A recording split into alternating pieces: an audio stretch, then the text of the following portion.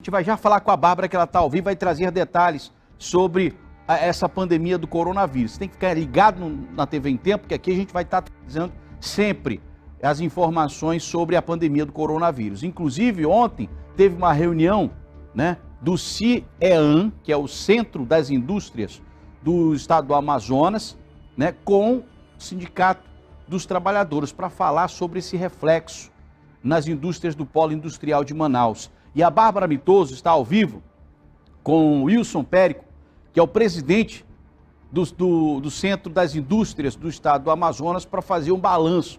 O que ficou definido, qual foi o resultado, Bárbara, dessa reunião que aconteceu ontem em relação ao surto do coronavírus aqui no Estado do Amazonas?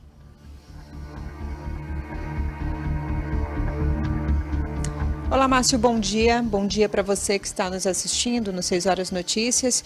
Exatamente, a gente está aqui com o economista e presidente do CIEAM, Wilson Périco, que vai falar um pouquinho para a gente sobre o que realmente foi falado nessa reunião, o que foi discutido. Na verdade, estavam presentes representantes das entidades de classe, justamente para verificar a questão dos impactos, as medidas que estão sendo tomadas com relação a essa pandemia, né? São medidas de prevenção, inclusive, não é verdade, presidente? Muito bom dia, seja bem-vindo ao 6 Horas Notícias.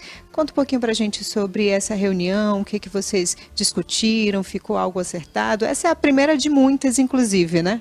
Bom dia à equipe, bom dia a todos que nos assistem. Primeiro, cumprimentar o governador pela iniciativa, reuniu toda a classe produtora do nosso estado, todas as entidades de classe do comércio e da indústria, para fazer um mapeamento dos riscos que nós temos agora e os riscos iminentes por um possível aumento dos casos aqui na nossa capital, principalmente. O que nós esperamos que não aconteça. Então foram apresentados esses dados, as medidas que o comércio e a indústria já estão adotando. A indústria, por conta do risco de falta de material, já vinha trabalhando nesse sentido. E foram apresentadas também algumas sugestões de soluções e ações por parte do governo do estado para minimizar o risco à atividade econômica, principalmente naquilo que é competência do estado. Eu me refiro ao ICMS, principalmente, que foi tratado ontem. Tratamos também de algumas atitudes e ações para coibir o ingresso de pessoas contaminadas no nosso estado. No nosso estado, aquilo que ontem foi problema e é problema para a economia, que é a questão de nós não termos uma ligação por terra com o restante do país, hoje se torna um aliado. Nós temos 3 entradas na nossa cidade, nós temos o aeroporto, nós temos o porto e apenas a 174. Então, não é difícil de nós implementarmos ações no aeroporto, em conjunto com a Anvisa, para fazermos um mapeamento, um rastreamento das pessoas que aqui estiverem descendo no nosso aeroporto, e ações também no porto, com as embarcações que chegam, principalmente do Pará, que trazem pessoas de todos os cantos do país, principalmente daquele estado, e a estrada que traz pessoas que estão na região de fronteira. Então, foram esses os temas. Tivemos um momento de muita lucidez por parte de todos, por parte do governo do estado, principalmente. É um momento difícil, é um momento que nós precisamos ter muita atenção. As questões econômicas são importantes? Sim, são muito importantes. Mas o mais importante é a vida do nosso povo. E é isso que foi colocado como prioridade, nós trabalharmos de forma a preservar a atividade econômica, consequentemente os empregos, mas sempre olhando em primeiro a vida do nosso povo, evitar que um risco maior chegue ao nosso estado e nós possamos passar por esse momento com o menor impacto possível para o nosso povo. E com certeza é importantíssimo realmente olhar para a vida das pessoas, mas corre o risco de fechar algumas indústrias, de fechar as lojas por esse período? Qual é o impacto econômico que isso vai gerar aqui no Amazonas? Bom, nós temos tido exemplos no mundo afora, né? Se tiver um aumento sensível de casos aqui na nossa cidade, uma das medidas é o chamado isolamento social, que já está sendo orientado, já está sendo sugerido, inclusive, para nós. Evitar de sair desnecessariamente, evitar aglomerações, e se vierem aumentar, sim. Então, a indústria, por exemplo, você tem um contingente de pessoas muito grande. E se tiver alguém infectado, o risco dessa contaminação se dispersar dentro dos outros trabalhadores é muito grande também. Então, existem, em caso de um aumento, a interrupção das atividades não é descartada. Nós já nos reunimos, inclusive, com o Sindicato dos Trabalhadores e a CUT, no seu presidente, o Valdemir Santana. Já estamos tratando desse assunto, devemos ter uma reunião hoje à tarde ou amanhã, em conjunto com a Federação das Indústrias, então os sindicatos, o Centro da Indústria, a Federação das Indústrias, para elaborarmos algumas medidas conjuntas para preservar os empregos, mesmo no caso de uma ação como essa, temos que paralisar para que essas pessoas fiquem em casa e não se exponham, para evitar o desemprego e também os custos para a indústria, né? Então, é um momento que não é de uma pessoa, não é um responsável, não é uma pessoa que vai solucionar isso. É um momento onde todos nós temos que ter a consciência e todos nós damos a nossa contribuição, nós que estamos saudáveis principalmente, damos a nossa contribuição para que esse mal não venha a afetar a vida do nosso povo.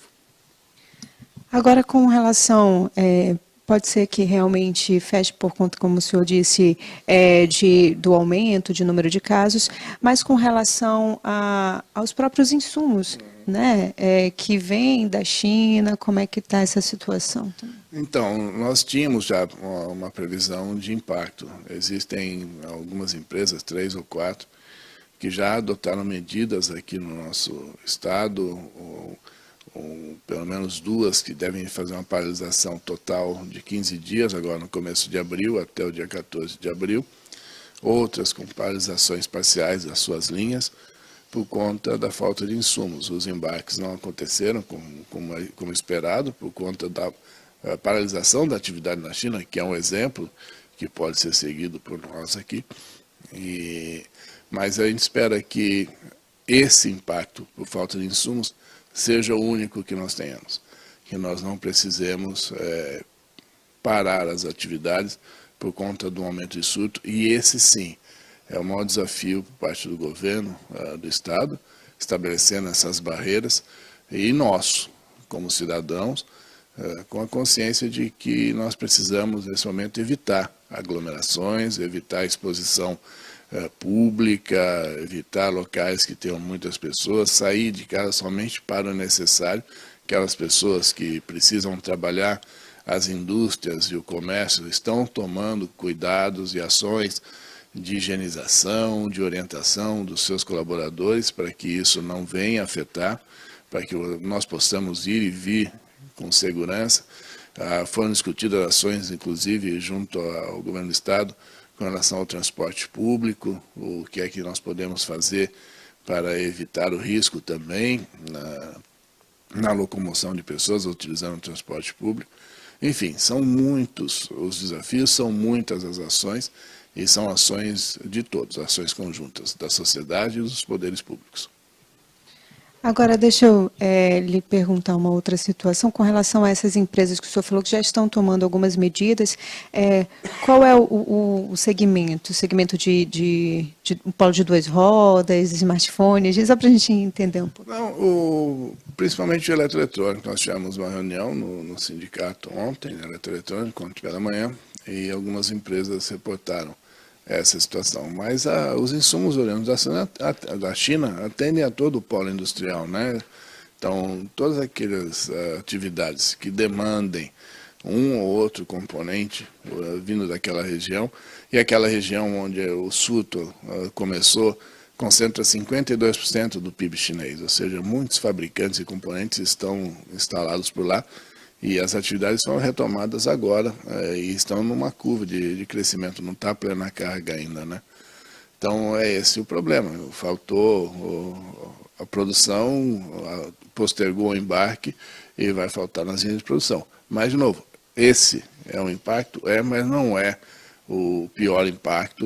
O pior impacto nós temos que evitar, que é a questão das pessoas. Muito obrigada pelas suas informações, pela sua participação aqui no 6 Horas. Então, é isso, Márcio, como o próprio economista e presidente do CIAN falou aqui para a gente, o ideal agora é realmente prevenir para que não haja aí uma grande contaminação, que a gente realmente possa se manter ali com a higienização das mãos. Quem não tiver necessidade de sair de casa, fique em casa mesmo nesse período.